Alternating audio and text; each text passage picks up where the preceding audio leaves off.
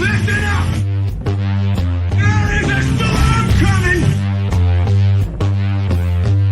Like nothing you have ever seen!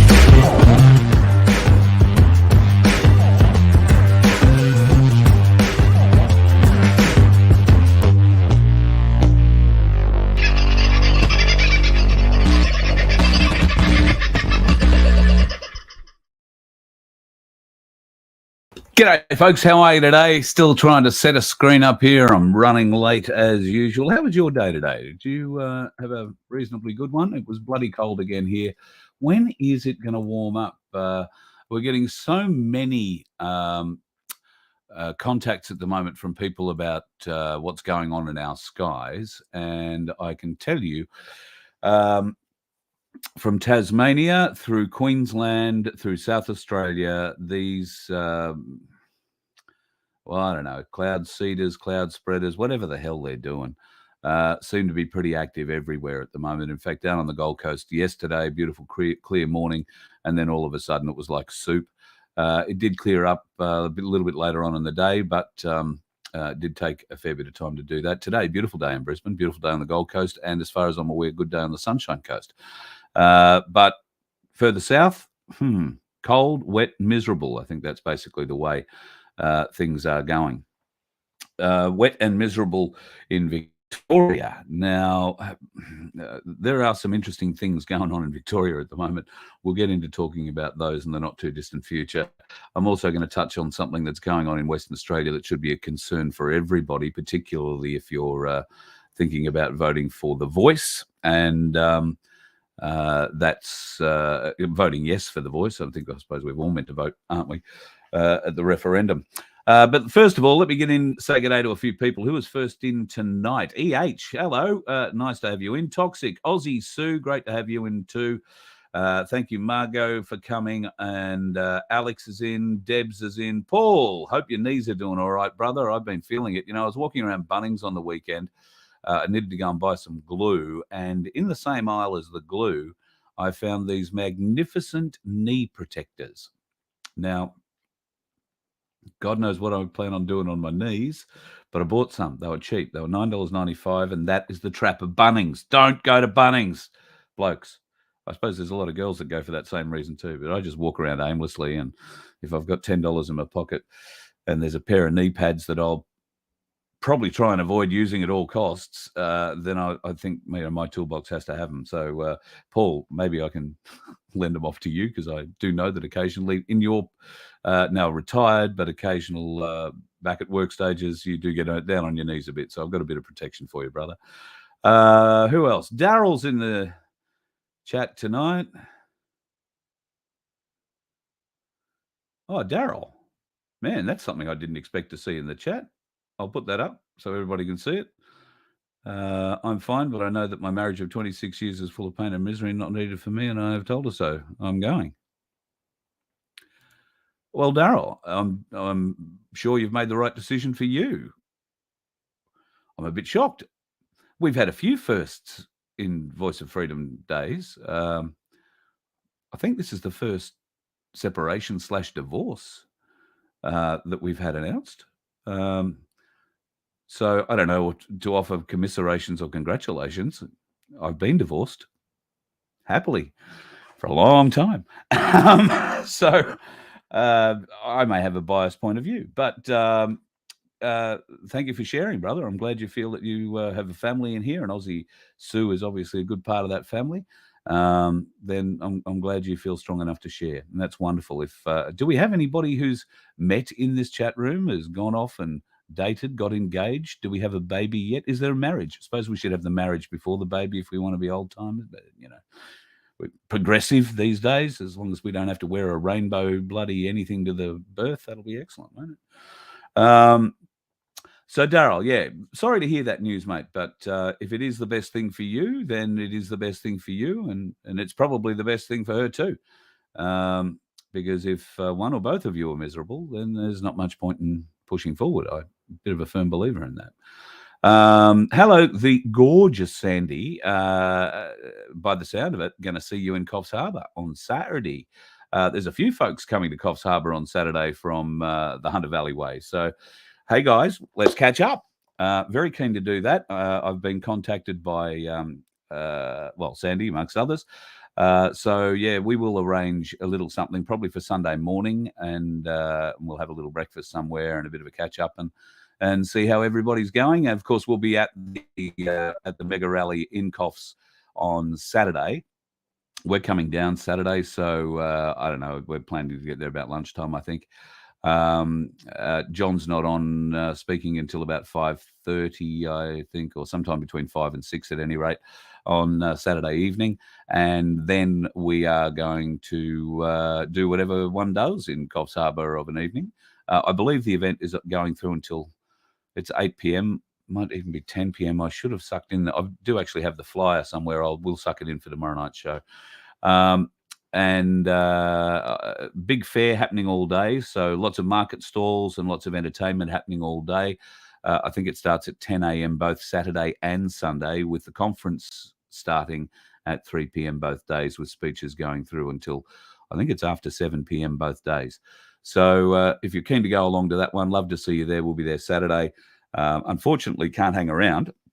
We will have to come back at some stage on Sunday, but there was a bit of a miscommunication. It could have been mine. It could have been the organisers. Either way, they put out a list recently that said I would be speaking on Sunday afternoon as part of the My Place setup with Penelope. Unfortunately, I just can't hang around that long. I can't be there Sunday, and well, until Sunday night anyway. So I've got an old pirate. I've got to get back on board his ship by a certain curfew time. You know how it works. So unfortunately, I can't be around for that. But if you do want to have a talk about my place on Saturday, we'll be wandering around, and you'll find me. I'll have a shirt on somewhere, and I'm not hard to spot. I sort of look like a little fat garden gnome with a grey beard. That's the easiest way to find me. Look forward to seeing you there in Coffs Harbour this weekend, and there might be a game of pool. I reckon we're going to have to go to a pub or somewhere that has a pool table, a big pool table. I just got a sneaking suspicion there might be some lessons coming my way.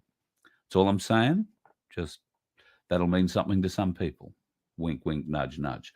Maria, lovely to have you in too. Phil Cooker, another one in the family, is back. Good to have you, mate. I don't think we've seen you in the show for a little while, have we, Phil? Mind you, I've been a bit hit and miss with shows. So if that is the case, I'm terribly sorry for you. And I don't mean to put you off. I did put up one of those windows I was opening as we chatted was the Rumble live chat window, folks. If you are in Rumble, you can chat in there, and I will be able to see that pop up on the screen too if you're not watching through any of the ones that come into this StreamYard chat. Michelle, lovely to see you back in. Pamela's in the house, and George A350. Some good advice last night, George. Thank you for offering that up when you did. I think, and I wasn't going to talk about this, but I'm going to, so it's going to be off the cuff. Pardon me. I'm getting contacted a lot by many people who need help. Now, this help ranges from what you would normally expect with the likes of homelessness, occasionally, very occasionally, trouble with food. The people that I am mainly being contacted with or by are people who are having trouble with their doctors and with their mental health. Their mental health plans, in some case, have not been able to be fulfilled because some doctors, the ones that they've been seeing for a great deal of time, have been harsh in their assessment of those who choose not to get jabbed, and therefore have asked them not to come to the surgery. Therefore, it makes it very difficult to get scripts done without going through and sitting through a whole other mental health exam with a doctor you've never met before, trying to re-explain your history and yada, yada, yada, yada, yada. And I have actually seen this unfold with my daughter. So I know how painful and how difficult that can be, particularly for people in our community who are displaced. So there are a few people that have come out of the woodwork recently. There are others who have just been dealing with their own struggles in life and had an accident that essentially destroyed a home. That's a pretty devastating kind of thing to come to terms with. And I've got to tell you, when you get the email about that, it's a very difficult read, because I immediately want to help. I don't know what I can do, but I want to be able to do something. And I struggle on a daily basis with what can I do. I mean, I'm in no financial straits to go help anybody else. We all know that. But I do know a lot of people that, I can put together that can help in various different areas. So I have been doing this in the background for the last 2 years. I've been sort of hooking people up who need help where they do, and I might know someone who knows someone who knows someone, and we can get a bit of help to them. And recently that has been borne out. And I was having a conversation about this with an old pirate that we all know and love, when I was looking to try and find some kind of a solution for this person that had had an accident, and they own a fifth wheeler, and due to a set of circumstances that local councils will pay for in the long run, he was asked to move at a time where he really wasn't in a fit state to move his van anywhere, and wound up cleaning up the front portion of it and putting some fairly sizable holes in it, and ripping the roof out and all sorts of mess. Now it is repairable, but it doesn't make it terribly livable at the moment. So I want to try and help. So I was having a talk, and a term was thrown at me that I agree with 100%. I can't fault John for using the term, and when I brought this particular topic up, he said, "Mate, I'm not a stretcher bearer." And he said, "You can't be either. We've got too much to accomplish. We can't stop. If somebody falls in front of us, that's very sad. We do what we can as we step over them, but maybe the best thing we can do is put them down." Well, I don't know. I quite like the idea of having some stretcher bearers. Now, I'm not for 1 second believing that I am one of those stretcher bearers, because I don't have the time to help everybody. But what I want to be able to create behind the Voice of Freedom is a network of people who can, and I want to call them stretcher bearers. So if anybody finds that offensive, please let me know. But in part, I want to call them stretcher bearers because it evokes in me Anzac type memories. Memories of the Anzac, Simpson and his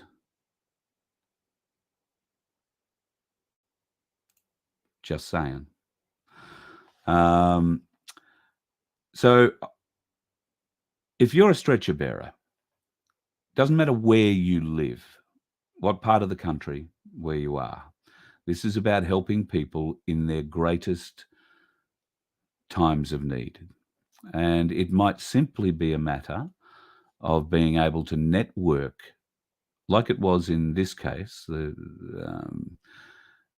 fellow that I'm thinking of that was having trouble with his doctors and getting his mental health plan fulfilled and getting the meds that he was meant to be on. I was able to hook him up with who I think will be our lead stretcher bearer. And he was able to go to a doctor that he knows and a psychologist and psychiatrist that he knows and be able to get assessments done, no red tape, no moving around, and prescriptions sorted. So this fella was able to get the medication he needs. Now, that's the kind of stretcher bearer thing I'm looking for. There might also be legal stretcher bearers who are willing to help out, both in a common law and, let's call it play court, even though it is the one you walk into. if there are people interested in becoming stretcher bearers, if you are somebody who can't walk past another person who is in pain and hurting, then we might have a home for you here with the Voice of Freedom. We're not asking you to take people in. We're not asking you to do anything more other than coordinate help. If you are to be a stretcher bearer, ideally you have some skills in one or many areas, but you have a big contact list. You know a lot of people in your area and a lot of people who might be able to help out in different situations. For instance, you might need to know a plumber, but you might also need to know a welder. You might need to know someone who can fabricate. You might need to know someone who can, plant things. I'm thinking about equipment, all that kind of stuff. Who can supply equipment? Who can help with manpower in a particular time? If it happens to be a property that needs to be cleaned up because a council is going to come and take it off the elderly owners because they're unfit and can't get out and mow the lawn anymore. That is happening in certain parts of Australia. Then, become a stretcher bearer. And a Voice of Freedom stretcher bearer. I don't know. I'm just throwing the idea out there. I would like to think that there are many people like me who want to help, who have a lot of contacts and very few skills. So if you're one of them, then you might be a great stretcher bearer. We're going to start thinking about it. So I just want you to think about it at the moment. We haven't set anything up yet, and I want to have a talk with what I will term our lead stretcher bearer at the moment a little later this week. He's keen to further this, to try and grow this, and I need someone like that to look after it.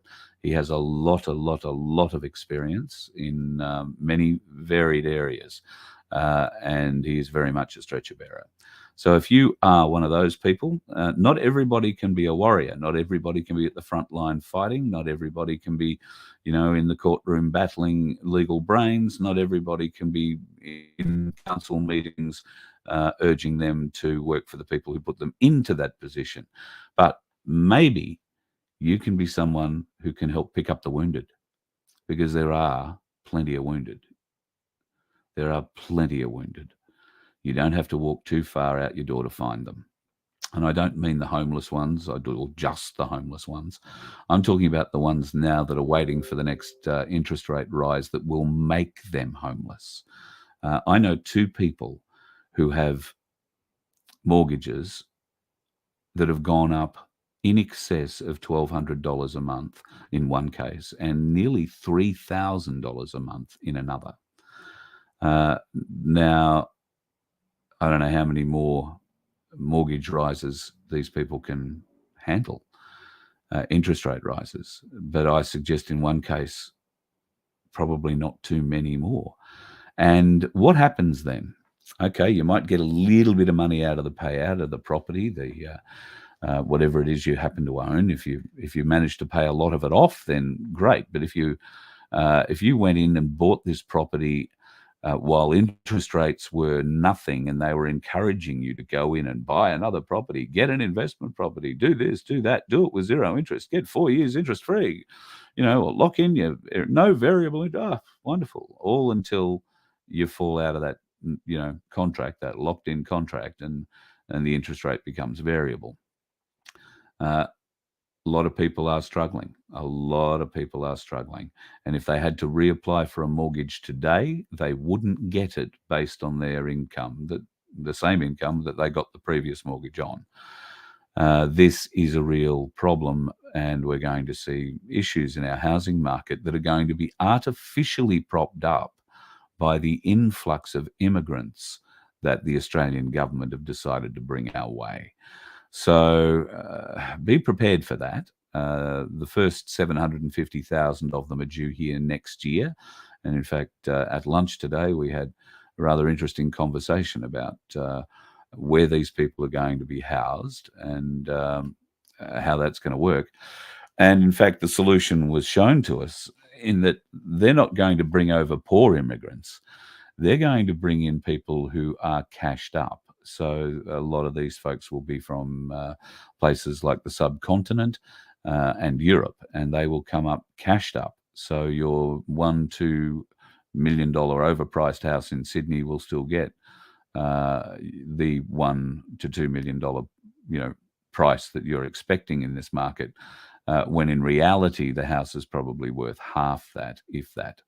So Sydney is just one example. Melbourne, Brisbane, Adelaide, everywhere. Doesn't matter where you go, real estate is, particularly housing, is not easy to find.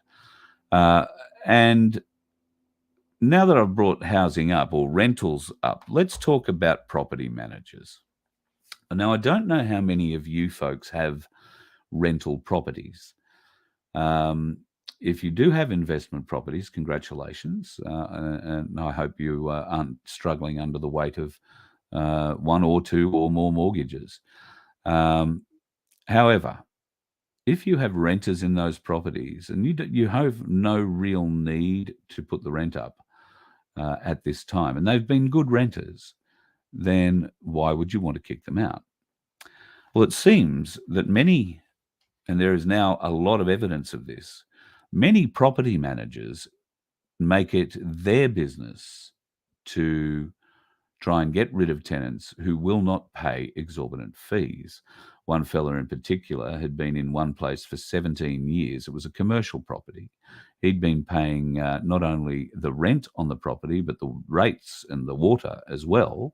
And he was doing that by agreement with the owner of the property. And part of that agreement was that he didn't get the rent put up on him. Sure enough, the real estate agent, property manager, wanders in and says, "Oh, the rent's going up." And it was going up $300 a week, which for this property was exorbitant. And he said, "Oh, no, I've got a deal with the owner. He's not putting the rent up." And she said, "Well, we have orders from the owner that that's what it's got to be. So that's what it's going to be." So old mate rang the owner and said, "What's this? You're going to put the rent up on me?" And he said, "No, not putting the rent up at all." They rang and asked, and I said, "No."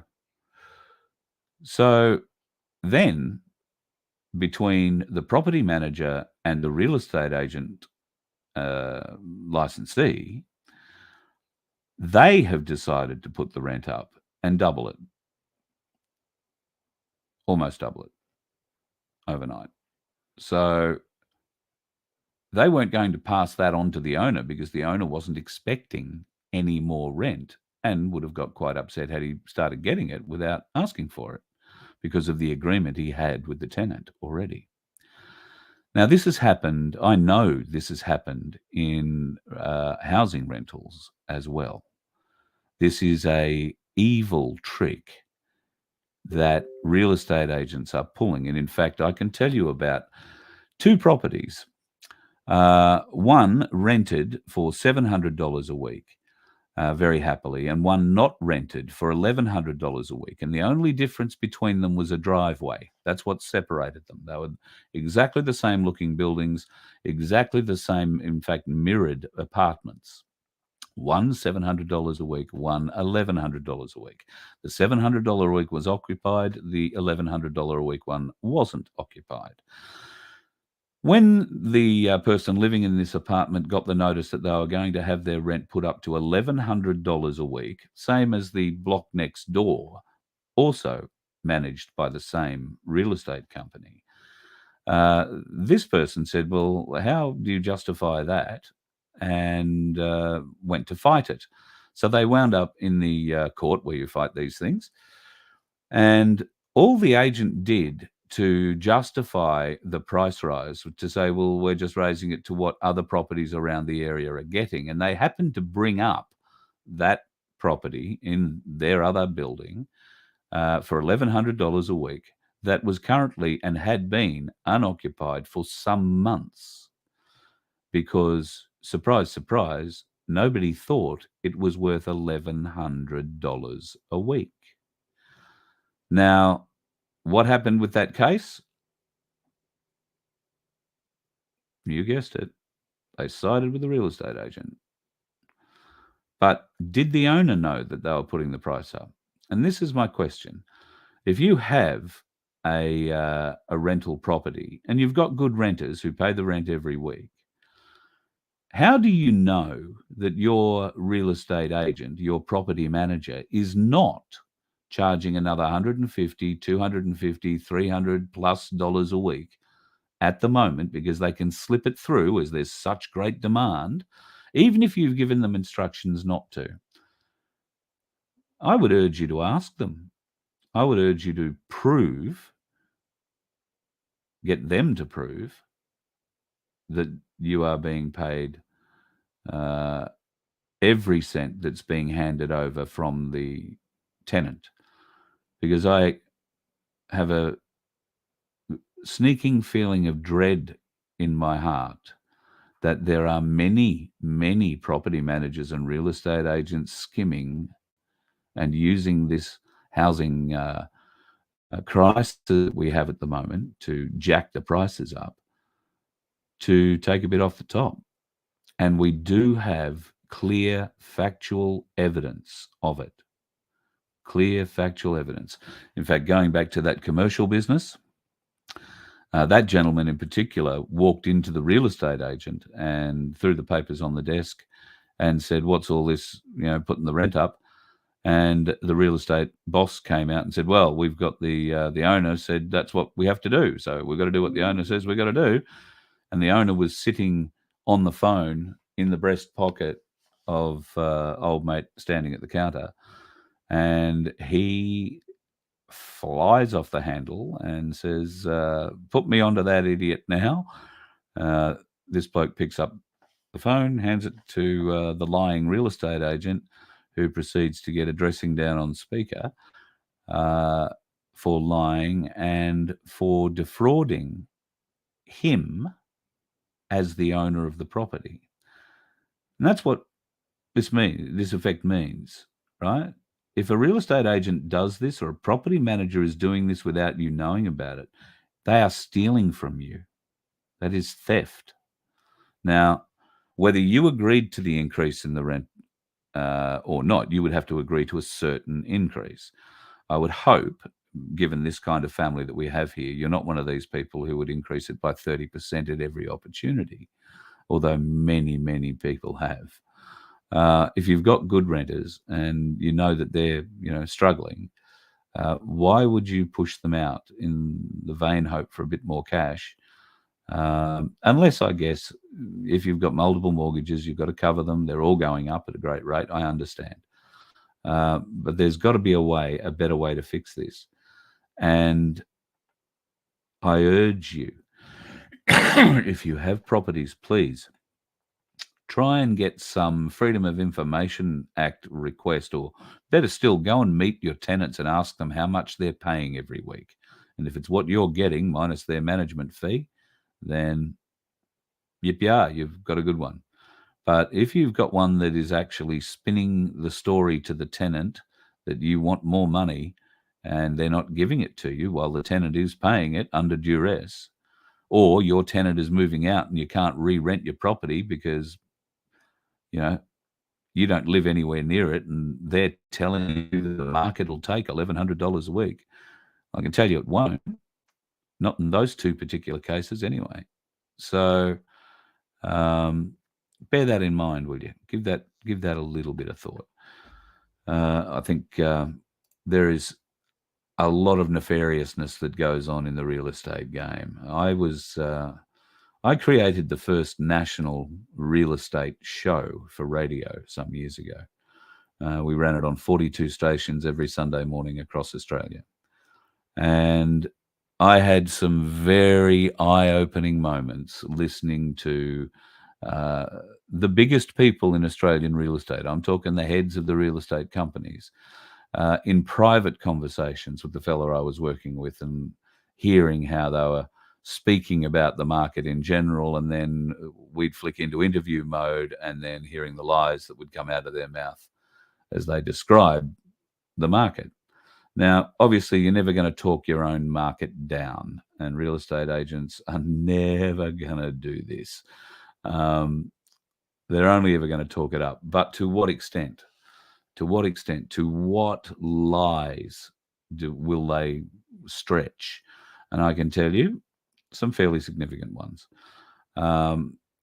So I would check your property agents. If you haven't already done so, then make sure you are getting every cent that they are taking and that is due you, because, like I say, there is a lot of evidence around in Queensland, in Victoria, in New South Wales that that property agents are indeed skimming, putting up the rent, and they're putting it up multiple times. So if you're sometimes, we know from experience, sometimes you can go and view a property where they say they'll only give you a 6-month lease on it.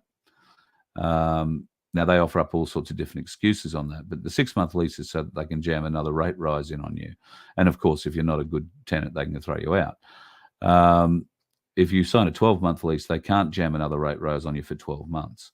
So they can essentially, and have done in many cases, put properties up 60% over a year of what you would expect, or what rent you paid a year ago or 18 months ago. It's now 60% higher. And I can't believe that so many of us are now, with those sort of properties, are rolling around so wealthy.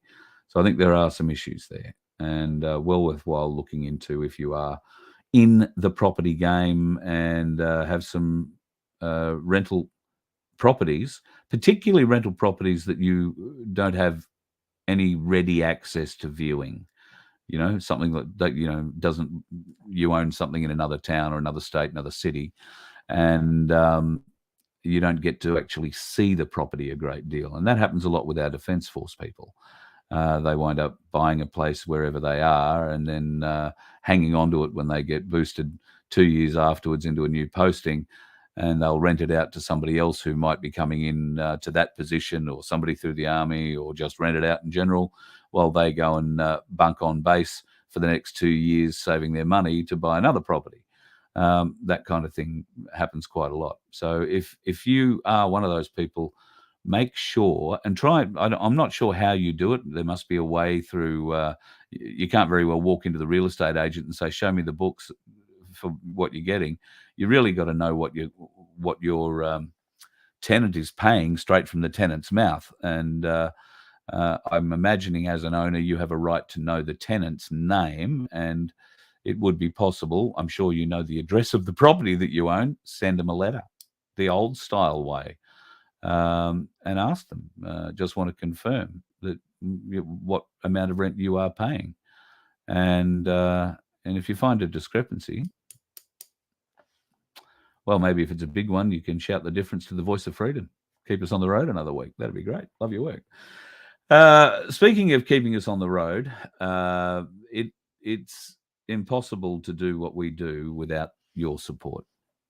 And that's why we started the membership drive.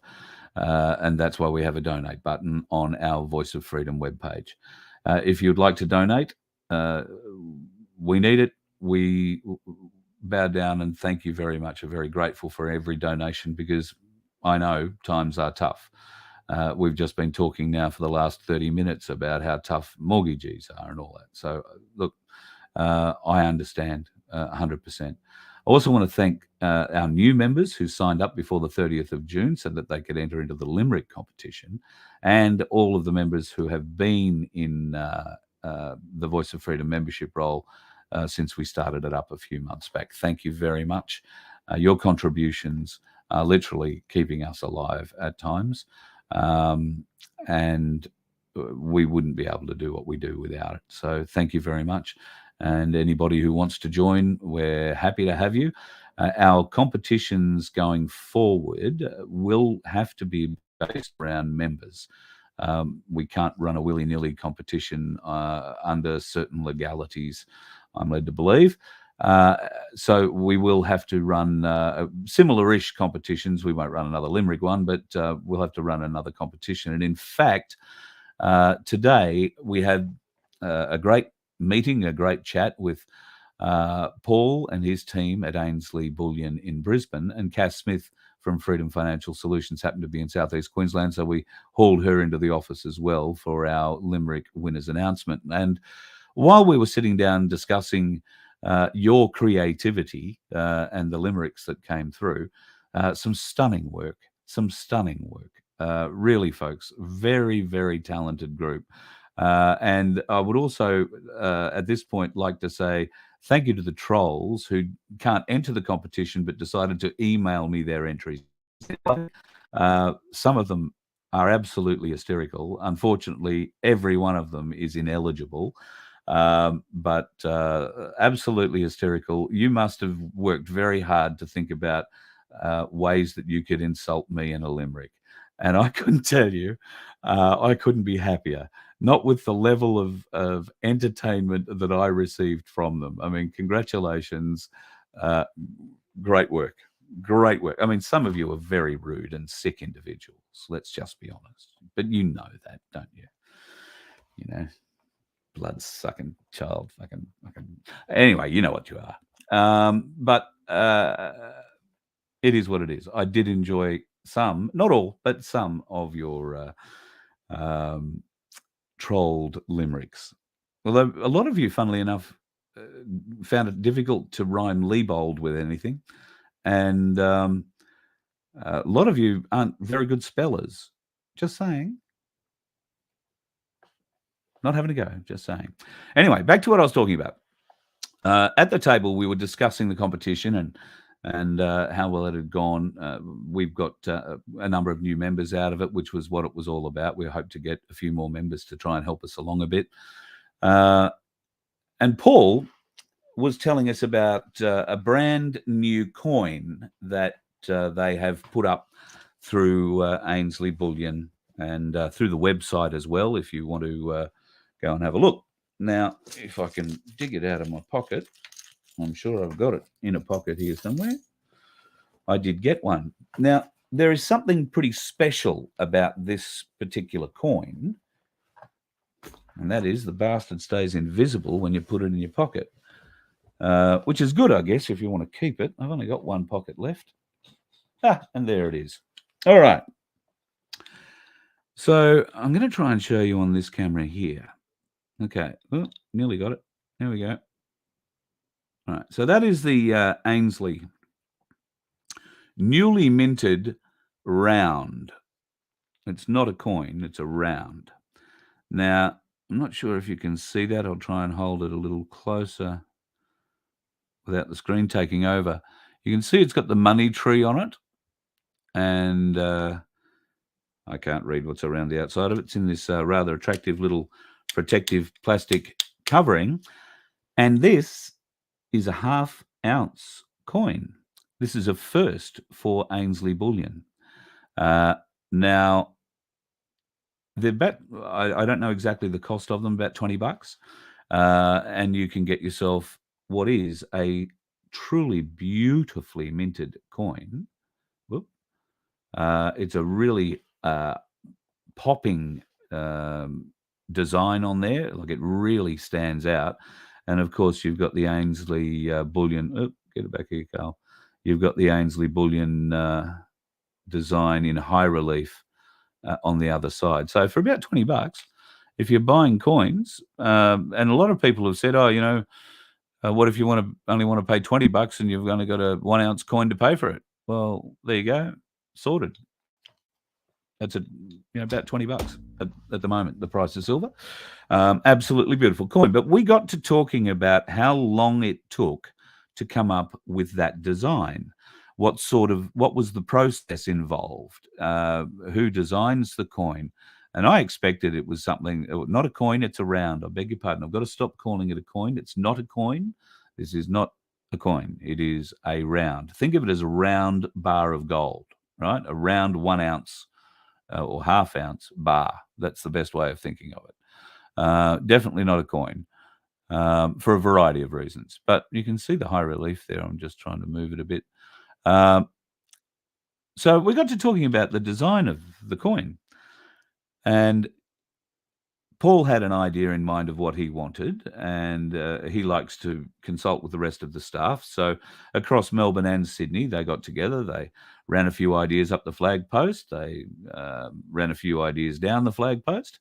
Paul had a pretty fine idea of what he wanted, and others had an idea too. Eventually, a couple of different designs were brought forward, this being one of them. And this was voted by their staff as the one they would go forward with for this half-ounce silver coin. Now, if you're any kind of a drawer, any kind of a designer, Paul and I got to talking, and he thought there mightn't be a bad idea to run a bit of a competition to design a very uniquely Australian Ainslie Bullion coin. So, if you are remotely good at design, why don't you have a think about something that is uniquely Australian, right? And that can be stamped in high relief on how many silver coins? Who knows? But that, I think, could be our next competition. Give it a bit of thought. Paul and I will have more chats, and you never know.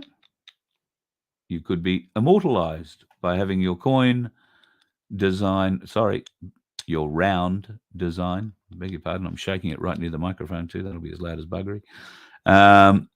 Your round design put to the test in real silver, 99.9% pure.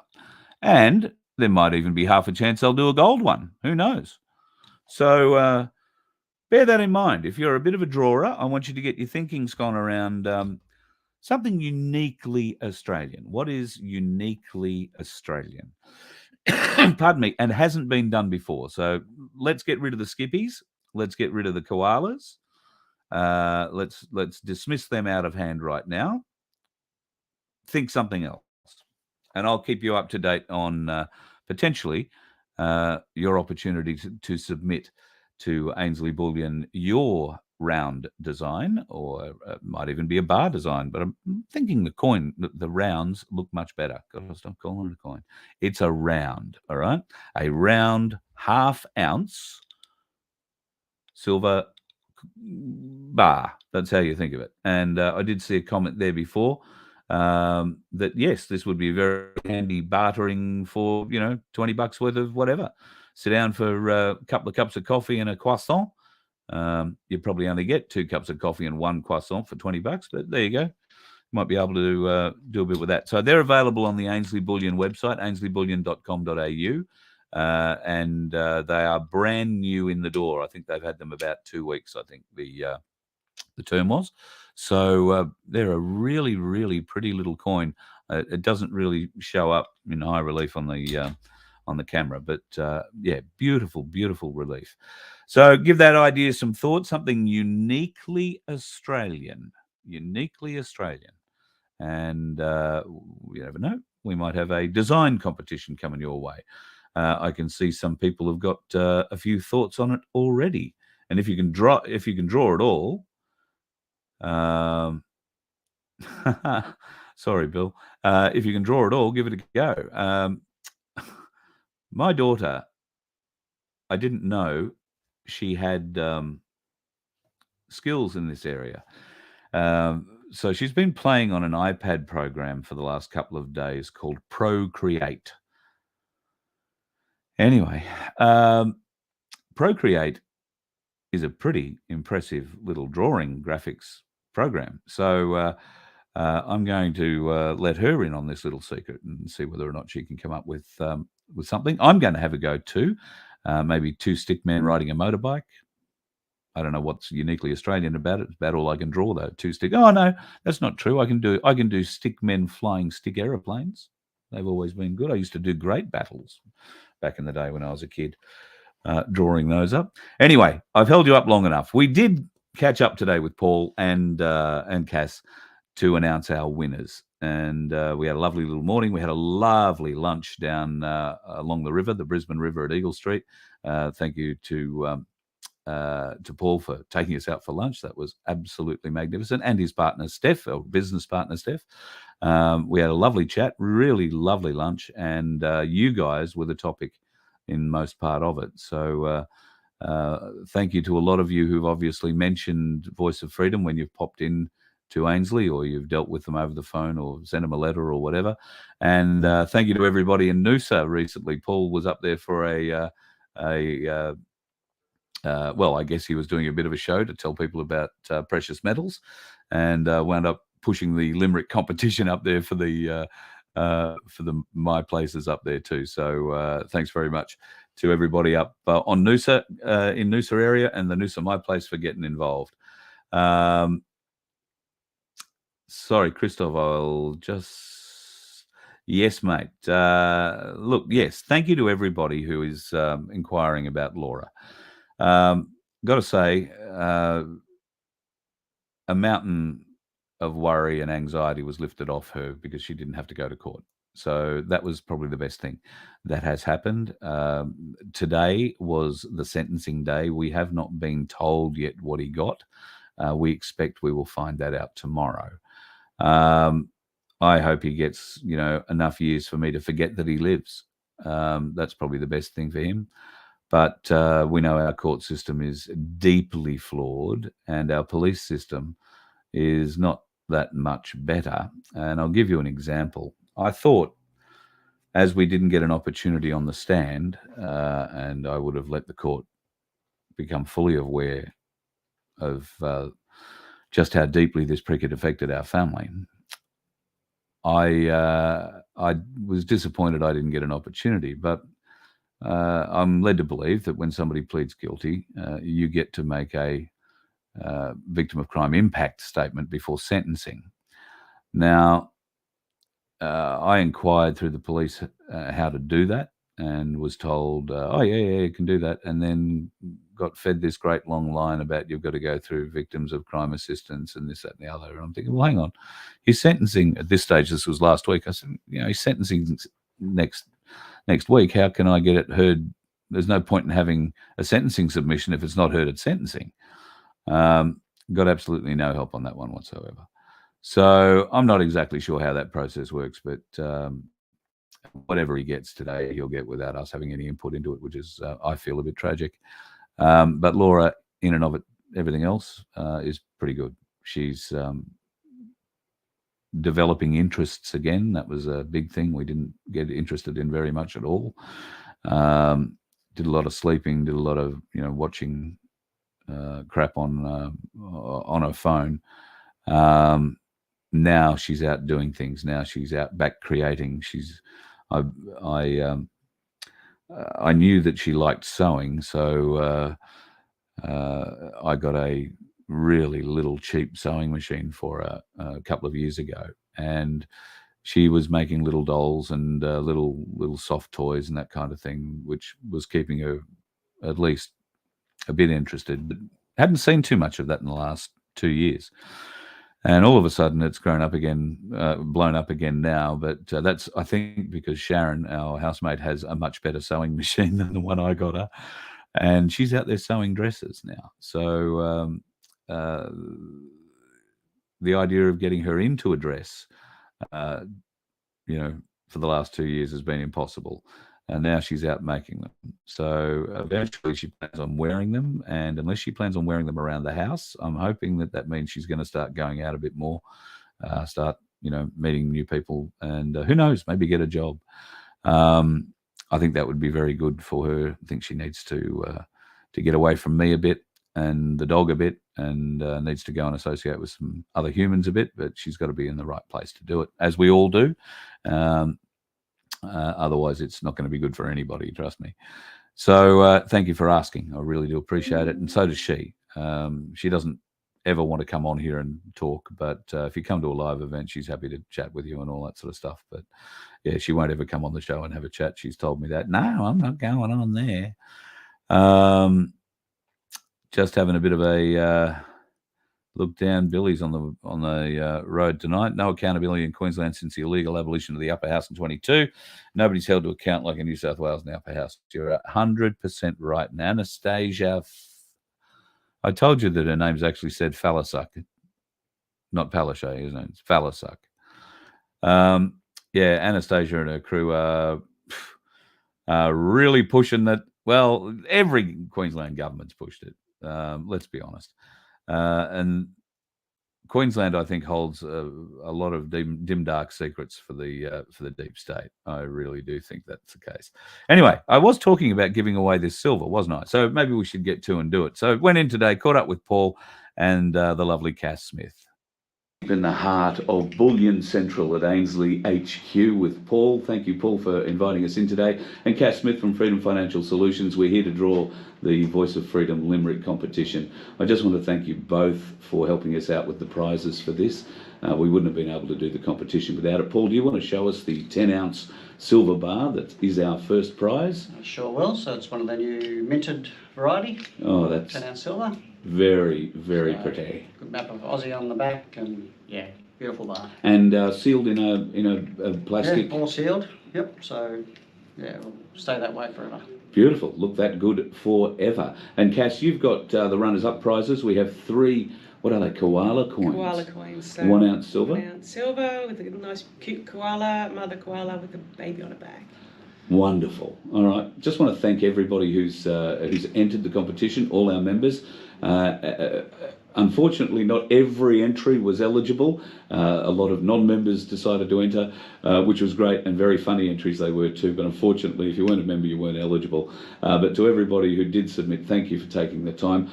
Paul, without further ado, can you tell us who is going to win the inaugural Voice of Freedom Limerick competition? To the drum roll, Will and Kay. Brilliant. Really, really well done. Well deserved. Yeah. So you get the 10-ounce silver bar. A lot of effort went into that. A lot of effort. Congratulations to Will and Kay. It wasn't an easy decision though, and that's why. There's a lot of good content. Yeah, yeah. So now, Cass, you've got 3 runners-up. 3 runners-up I have, and they were all very close. This is not in any order. They were too good to really judge an order, so there's just 3. Ursula, Bruce B, and Cheryl T. Ursula, Bruce B and Cheryl T. Congratulations. Picked up a 1 ounce coin each, thanks to Freedom Financial Solutions, and Will and Kay, the 10 troy ounce silver bar, thanks to Ainslie Bullion. Paul, thank you very much for helping us out with this, and Cass to Freedom Financial Solutions. Of course, if you're looking for control over your super, a self-managed super fund with Cass is the way to go. And Cass, clearly, you know how to buy silver and gold from Paul, and he knows how to sell it. One-stop shop. Yep. Or 2-stop shop. 2-stop shop. Good on you, Paul. Thank you very much, and thanks to Ainslie Bullion again for all your support. Cass with Freedom Financial Solutions. Thanks. Keep up the good work, mate. Good stuff. Thank you. So there you go. We had a lovely lunch just after that, and Paul is and Cass both big followers of Voice of Freedom, and thank you for your support. Because clearly you've gone in, you bought a bit of silver, you bought a bit of gold, maybe you bought some platinum, and in maybe you've done it through getting your super out of Big Super using a Freedom Financial Solutions self-managed super fund. If you haven't done that, maybe you should think about it. What are the banks doing at the moment? Have you noticed now that NAB are also telling you cannot go and get more than $2,000, I think it is, or might be $3,000 out over the counter unless you ring ahead, days ahead, and book the amount of money that you want to be able to take out cash over the counter? How many hoops are you going to have to dance through to say, I want to get my money out? How many people have you got to beg, borrow, steal, or at least not steal, but you're going to have to explain yourself? How many people are you going to have to do that to at the bank just to get your money? Right? If that's the case, and Big Super's the same deal, then let the professionals look after it for you. They deal with these people all day, every day, and know how to get your super out in a timely fashion and get it into your hands in a self-managed super fund where you can look after it and you get the benefit of it, not them. Because that has been the case for a long time. Please think about it, consider it. And if you want to get your super out, then email me, Carl, at vofhq.com. I'll forward it to Cass and her team. You will get an email from them. Answer all the questions in that email. And if at the end of that email you say, yep, I can do all that, yes, I tick those boxes, or yes, I'm prepared to tick those boxes, then all you got to do, I think, is sign it, send it back, and the wheel starts moving. There's a lot more paperwork involved, but it is a process that can happen in a much shorter period than maybe you believe.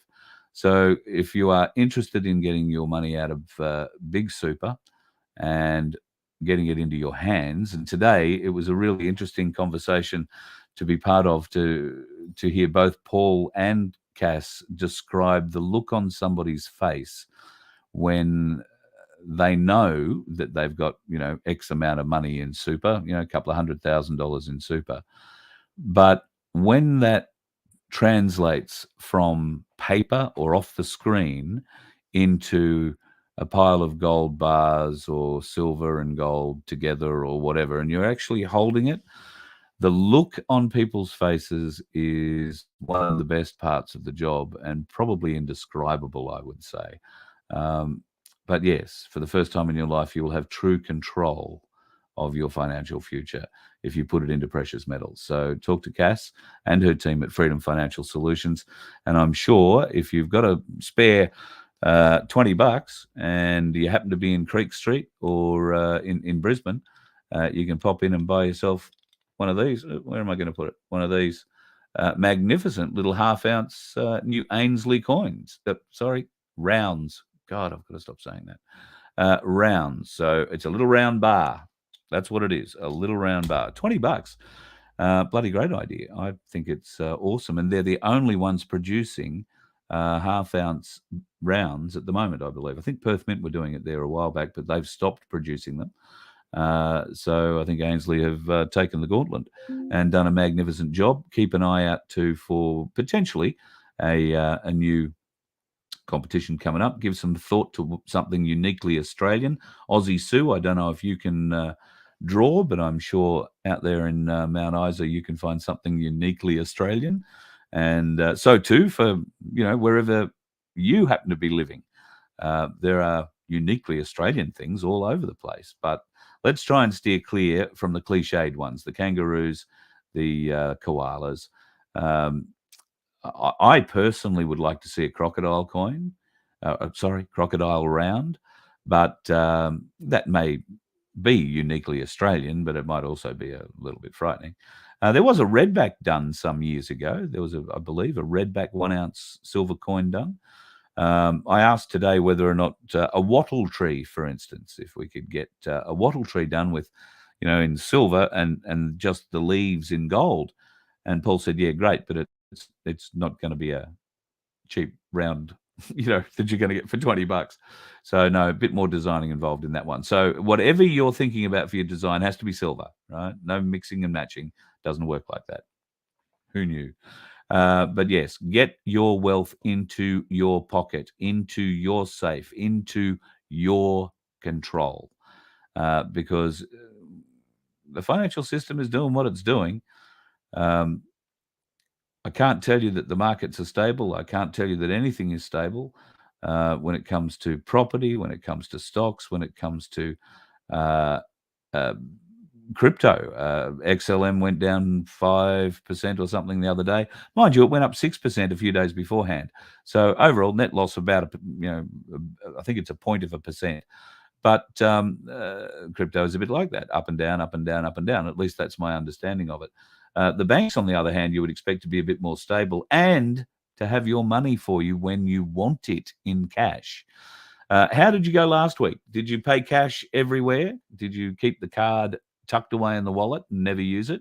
I've got to admit there was a couple of times I had to use the card last week, but most parts I paid cash and wasn't refused service anywhere because of the card or wanting to pay cash. Didn't even see a sign up anywhere that I went. But I did speak to some people who were on the Gold Coast that did go into some coffee shops that were simply card-only payment, and they offered up cash and were knocked back. After the fourth couple went in there, they changed it back and now they accept cash again. So we had an impact on the Gold Coast, and I'm sure in many other places. And if you're in a smaller regional area or a country town, that influx of cash into your local businesses is just more than you believe what it's worth. That is a great thing for local regional communities. And that's in part what we want to help grow with the Voice of Freedom as well. I want to be able to come into your community and tell your stories and tell folks about what it is about your community that's worth coming to see. If you've got tourism-y things in your area, then let us know. If you've got a council that likes to promote that sort of thing, then by all means, let us know. We can't do it on the smell of an oily rag, and we would like some council involvement if there is potential for us to come along and support things, events. And I'm talking, town events that you might have happening, festivals, all that kind of thing. Don't forget, we can live stream to the world on your behalf. And we can bring quite a large show. So if you've got an event in your town that you would like the world to know about, maybe there's some products there that are made locally, that'd be great. Maybe we can help sell a few of those products for you, not just to the locals, but to an online audience as well. I'd love to get an online market day going. So that's going to be a plan. Before the end of this year, we'll have at least one of those. In fact, there's going to be a few firsts before the end of this year. That is my promise to you. And today was great from a perspective of getting to chat with Paul and with Cass about the future of the Voice of Freedom and hearing their comments about you. The people that follow the Voice of Freedom, they are glowing in what they say about you and how you've obviously reacted and dealt with them. There is a deep amount of respect coming from both of them towards the audience of Voice of Freedom, and they understand the great levels of trust that you place in them. So that means a lot to me. I like to sit down and meet people, look them in the eye, face to face, understand what they're really about, and I can tell you, both of them eminently trustworthy people, and really good souls to be around. I mean, Cass is just a marvelous human being who has fallen in love. She had 7 goats yesterday on her property, right? So. Today, all we're hearing about was just how wonderful the goats are. And she's right into that. She's got sheep out there and all this sort of stuff. And they are building towards self-sufficiency, as many of you are too. So they're doing great. Paul, absolute gentleman. So he and his entire team, I've had some dealings with a couple of other folks in there too along the way. Really, really wonderful. And if you are looking for any advice in the precious metals field, they're more than happy to give that to you. Just pick up the phone, give them a ring. They've got people standing by to take your call, so to speak. But if you do have questions about silver and gold or buying a precious metal because you've never done it before, and I hadn't, and there are a lot of questions, including how much does the parking cost underneath if you don't get it validated. Get your parking validated, folks. If you go in and get your bullion from Ainslie in Brisbane, I suspect Melbourne, and any other bullion reseller in Sydney or any capital city, I suspect, Wilson Parking are thieves. Thieves. Just had to say that. I mean, they're doing it legally. They own the car parks, but oh boy, do they see you coming. No fun at all. Cash issues yesterday, Sandy, around some parts of the Hunter Valley. Internet was down. No one could use card or phone. Well, thank God for cash. Exactly right. How many times are we losing people because of power? We're losing access to everything. And they want us to go completely digital? Hello? How's that going to work exactly? Well, it's not, and we can't let that happen. Sunflower, thank you so much for your sticker. Can I read out the winning? I'll tell you what. I'll read out the winning limerick. I'm going to post them on the website, all of them. In fact, I could probably read out two of them, maybe 3 of them. But the fourth one, Cheryl T, who won one of the silver coins, submitted, I think, about, I don't know, more than 3 or 4 different limericks, and I'm unsure which one actually won because I didn't get to pick that one. So I've got to ring Cass and find that out. But I do have the other ones pretty much here in front of me. Now, Will and Kay, they did a great job. I've just got to say a phenomenal job because they didn't write a limerick. They wrote a limerick with 5 verses to it. So if they didn't win on creativity, they sort of won on volume, maybe. I don't know. But this was certainly a standout and was the talk of lunch there for a little while. So let me begin with the first of 5 verses of this, shall we? There once was a grouse bloke named Carl who taught us about the cabal. He travels around with his ear to the ground and he can serve up his trolls a good snarl. He hooks up with people en masse like Freedom Financial Solutions, Cass. Folks, have no fear, she'll lend you an ear and help you get your self-managed stash. In land you can invest it from Yarra Valley to Condobolin, or load it up on gold before it's all sold, and you got to move back in with kin. Oh, skipped a line. Now that's not as easy as it sounds, because we've all had our ear to the ground. So to get your bullion with Ainslie and Cass is so pain-free, as freedom is where we are bound. We just love you, Carl. Oh, hang on. Oh, yeah, no, that's a verse. We just love you, Carl, and your show now that you've always got somewhere to go. You're a top Aussie bloke with a huge heart and a joke. Thanks for keeping us all in the know. These bastards sure have a hide. History, we are on your right side. Onwards we march, white hats with starch. Voice of freedom, come on, let's ride.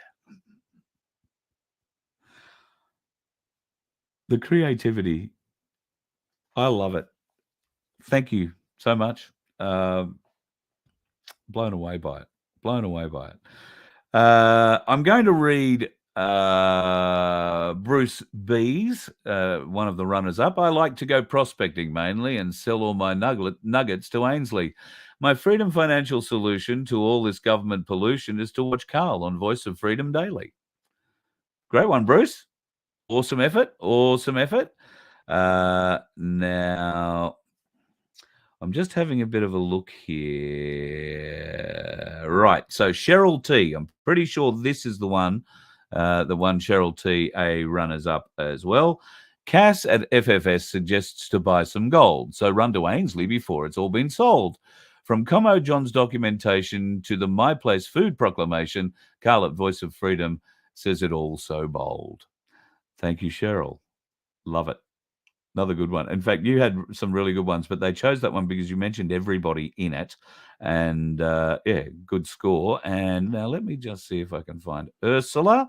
Here's Ursula. All members of Voice of Freedom display their ability to reason, thus heeding advice from FFS and Ainslie, withdrawing our monies from the global enemy. We will secure our financial freedom. Bloody great effort. That's better than I could do. So thank you, Ursula. Great effort. And did I miss one? Have I missed one? Did I do 4 or did I do 3? Hang on. Let me see if I've missed who I've missed.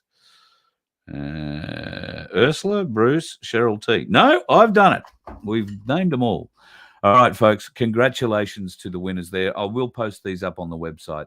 And, well, when I say I will, Vince will, because Vince is the legend in the family. We all know that if you left me in control of the website, it would be down tomorrow.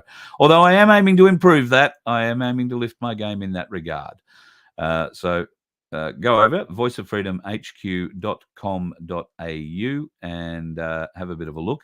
We will be making some changes there in the not too distant future with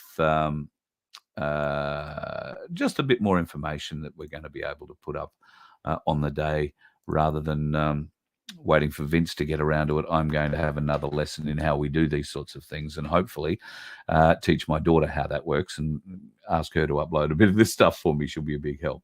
Okay, let me just have a bit of a glance down here and see if there's anything else. Can't see any questions. Congratulations again to everybody who who entered the competition. Cass and Paul were very, very complimentary in the level of creativity that everybody displayed. In fact, found it quite a hard choice in the end, quite a hard choice. So it was great that we had such a great reaction too. So appreciate everybody. Thank you, J1. I know an old fella in blue care, big bag of minties he wouldn't share. See, now I was trying to get something really smart and clever that rhymed with Nantucket, but as it turns out, there are really only a few words that rhyme with Nantucket, and I couldn't work Voice of Freedom into it at all. It was a big effort. I did try, though.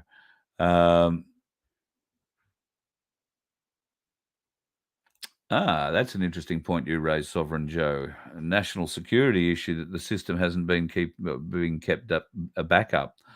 I've heard that as well. Now, what level of truth there is to it, I don't know. I can't begin to imagine that the debt book is just going to disappear because somebody forgot to back it up. Just find that a bit too hard to believe. Mind you, some of the weird shit that's going on in our world at the moment. What's weird, what's not? I guess we're all going to redefine that. Misha, thank you very much for your sticker. And Sunflower for yours. I think I thanked you earlier. If I've missed any other stickers in the chats. Misha. God, there's a couple there. Thank you so much.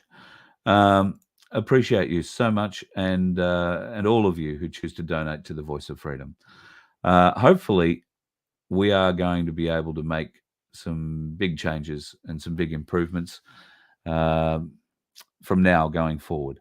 With a little bit of luck, we will might need to do a little final donation drive, but we are looking to get ourselves in a position where we can come to you and do it on a cost-efficient basis or in a cost-efficient way.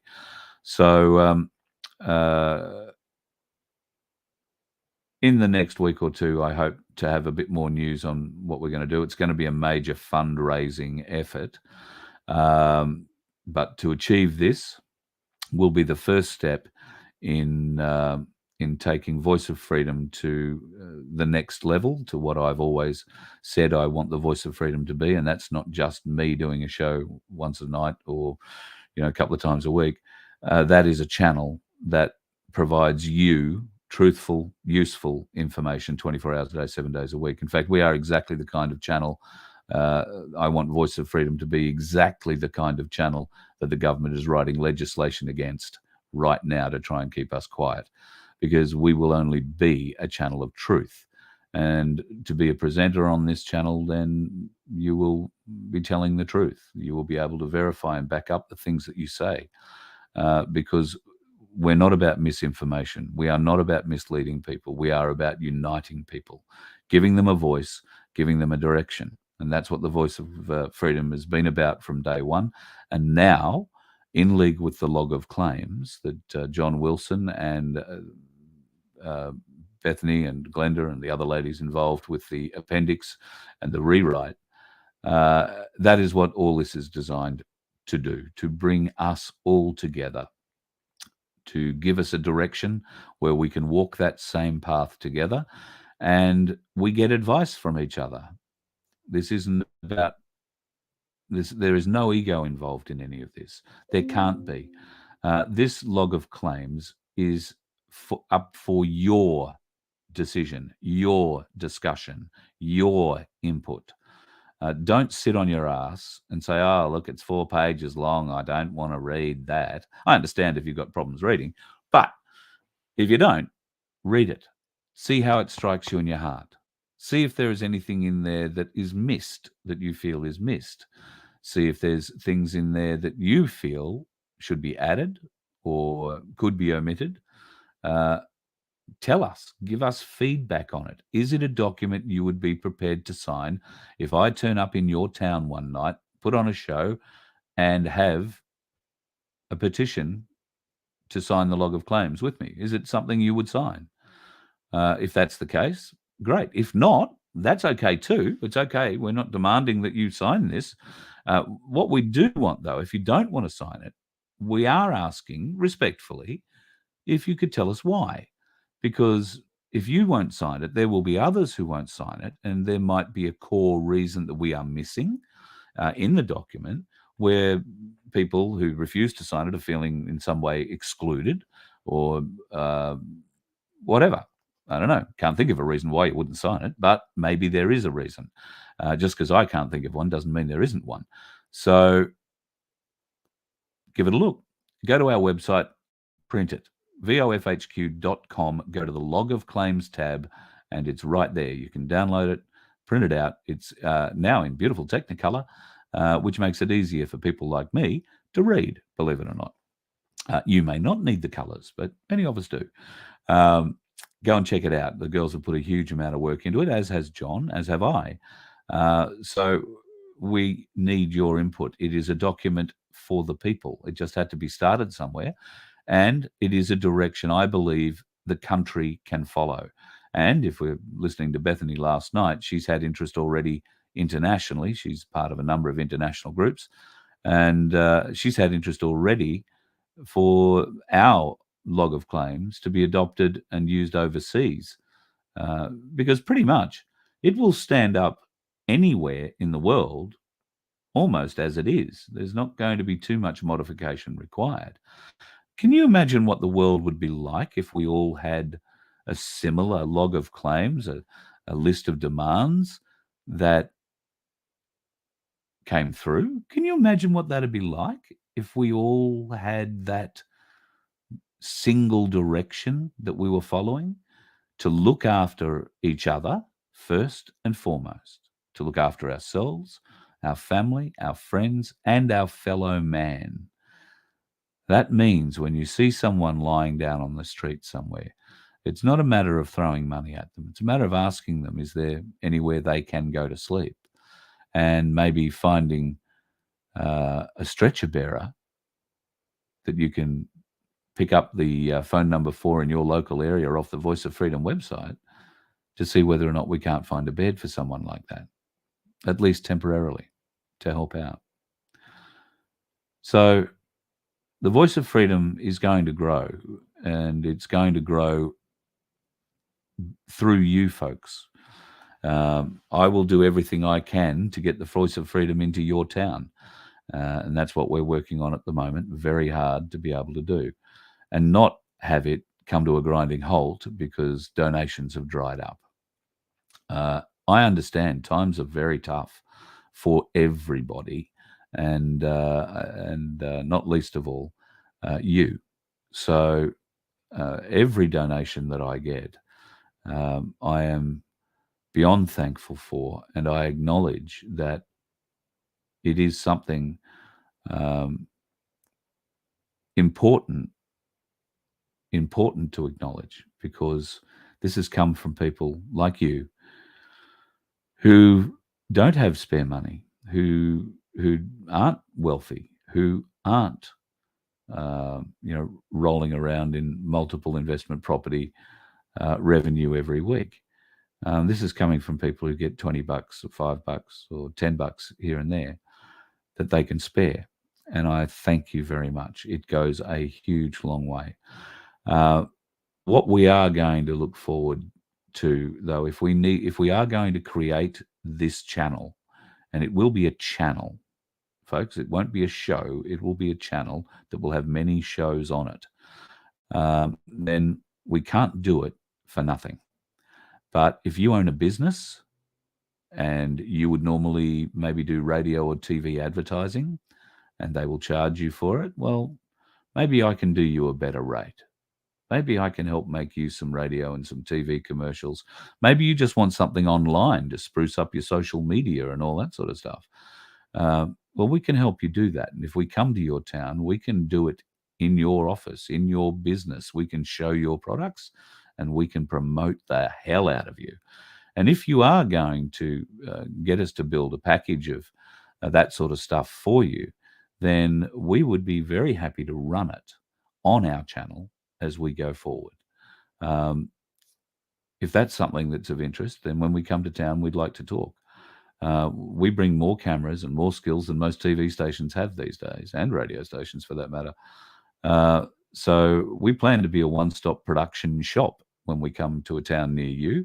It'll give the Galactic Larrikins something to do during the day, and it'll give me something to do during the day too, while we try and build stronger communities, network, help out with my places around the country. My goal is to open a My Place everywhere we go, or at least leave the seeds for a My Place everywhere we go. It's that important that we start at a community ground roots level. And of course, when we come to your community, we want your talent as well. Particularly if you can sing, you can dance, you can play the spoons, you can tell jokes. I don't care what it is. But especially if you are able to write and sing your own songs, then we will have an opportunity to film you a film clip. If you would endeavour to come and play for us, or like to come and play for us, we'll film your film clip. You can go off and do whatever you like with that film clip, put it on Spotify or Rectify or Umptify or whatever the hell it is this week. And as long as you give us permission to play it on the Voice of Freedom channel occasionally, so we can help promote you as one of our big talent finds, we're happy to do all that for you for nothing, rather than a record company charging you $30 or $40 or $50 or $100,000. Okay, I'll be honest, we're not going to make you a $100,000 film clip, all right? But we'll give you a live performance that you can showcase. How would that be? And you'll get it for nothing. So if you're a talent, we are very keen on seeing and hearing from you. If you have a festival, if you have an event, if you have a big rodeo, I'm thinking of you, Aussie Sue, and you'd like that streamed to the world, then we can do that. Let us know. We can come to town, spend a day, a week, a month, whatever it takes. We will make it happen. We want to grow community. We want to grow your business. And let's face it, if you have a business and you want to hang around with the people who think like you do, then quite a lot of them are watching here. And who knows, you might wind up selling a lot of interstate or international sales as well. You might have to start a postal business. Oh, I nearly said something about the Aussie Post there for a minute. No, I won't do that. That wouldn't be good. All right. I'll let you go, folks. I've been going nearly for an hour and a half, so I'm sorry. It's been a bit of a long-toothed night. Thank you again to everybody who entered into our Limerick competition, and congratulations to all the winners. I will share with you, just before I go, a couple of interesting things that have happened in the world. This bloke, Jeffrey Carlson, has died. Who the hell is Jeffrey Carlson? I hear you say. Yes, that was sort of my thoughts too. But apparently he was an actor in All My Children. Have you noticed in the last week or so, I think he would be about the 8th or 9th actor. This one played a part that turns into a transvestite somewhere along the line and changes shows. I don't know. I wasn't that interested in the first place. But interesting, a lot of people are dying of mysterious things at the moment. And maybe the Victorian Chief Health Officer has half an idea of what that is. He has issued a highly contagious alert for an infection spreading across Victoria. Now, Brett Sutton says that cases of shigellosis, I think is how you say it, shigellosis or shigellosis, which is a highly contagious type of gastro, are mainly young men who are having sex with other men. So, hang on, just let me get this straight. This highly contagious infection that is bacterial or resistant to antibiotics is mainly showing up in men who have sex with other men, and cases have also been detected in returning travellers. I don't know. Have the returning travellers been putting planes up their bums or something they shouldn't have? I'm unsure what maybe they've been to places where they were sharing other men. Okay, all right, I can understand how that is. It is interesting to note that this antibiotic-resistant infection is, well, looking like it's going to be the next big health problem in Victoria.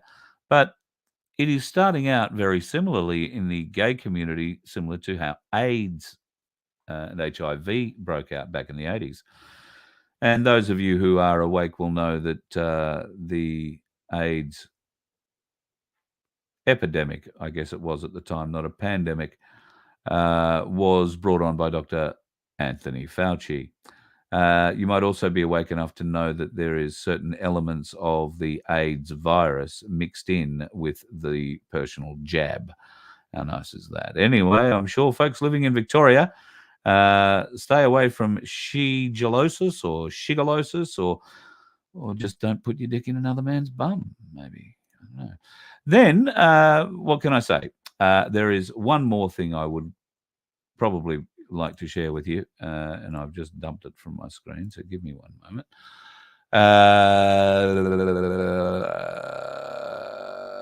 Actually, there's two things I wanted to share with you. This one, I can't wait to see the Northern Territory, the NT Times headline for this.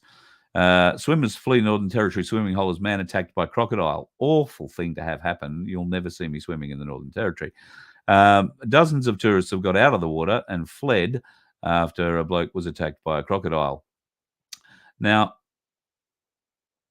that looks to me like it's a freshwater area, but sometimes saltwater crocs go in there.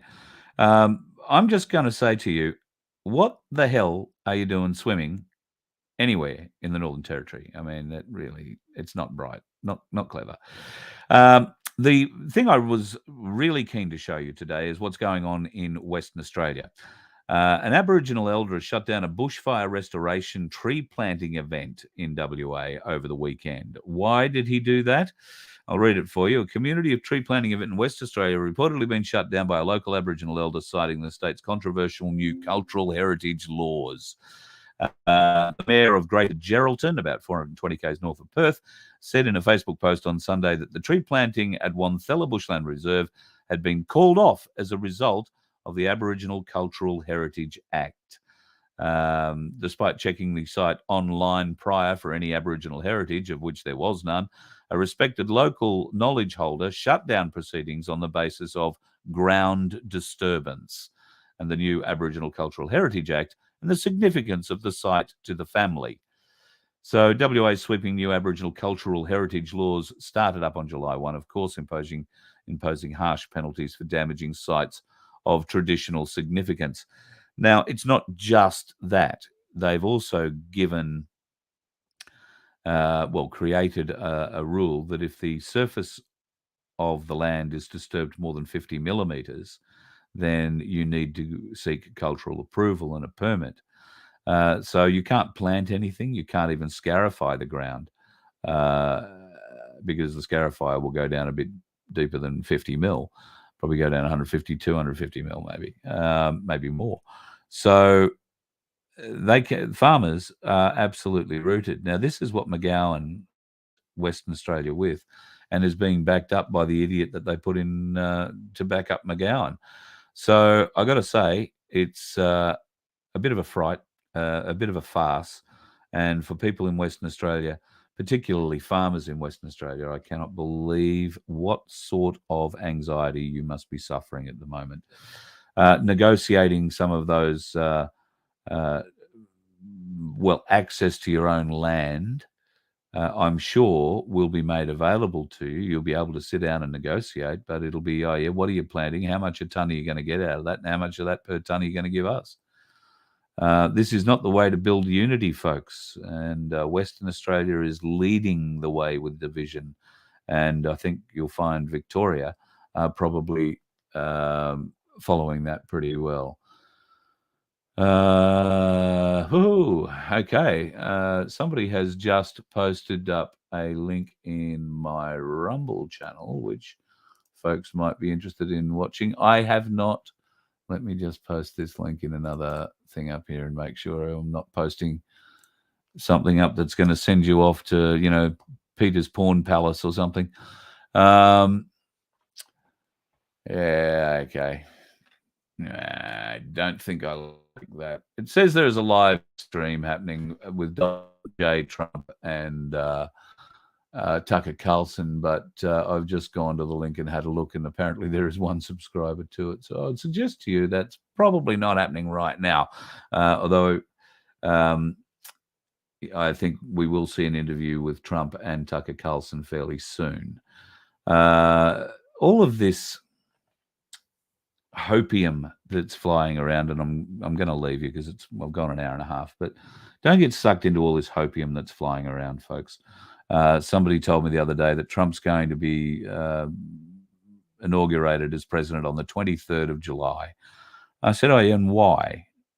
How's that going to happen? Why is that going to happen? Oh, it'll all happen because Biden will get knocked, and the whole Democrats thing is going to fall down, and yeah. Look, I guess it probably will happen that way, but whether or not they put Donald Trump in as the new president on the 23rd of July, I find that a little far-fetched at the moment. While he could well be and should well be the president based on true vote counts, I don't think they're going to give that up that easily. So keep an eye out. When it comes to this was a topic of conversation today as well. When it comes to the quantum financial reset, at the moment, anybody who previously knew anything about it is saying nothing about it. And if they are asked questions directly about it, they are claiming NDI protection or NDA protection. NDI is a video format, or streaming format. So yeah, look, just be stocked up, have a bit of cash on hand, folks, have a bit of food in the cupboard, and the world is a really weird place at the moment. We've just decided to go and do a deal with the Germans to make them battle vehicles. I'm pretty confident that they're the same kind of ones that we're making and been sending to Ukraine in great numbers. Now we're not sending any more of those, and thankfully Albanese has said you're not getting any of our jets and you're not getting any of our tanks, because we only have 51 tanks, and I think we have 35. Might be wrong. 35 F-35s, I want to say, and I think we have less than 15 operating F-18s. So not going to share them around too much, I wouldn't have thought. Thank God for that. No, instead, he's going to send another 110 million of our dollars to Ukraine instead. How does that make you feel? Almost makes you want to be that dickhead on the road if Albanese happens to be walking across the road in front of you, doesn't it? You let one ant stand up to us, then they all might stand up.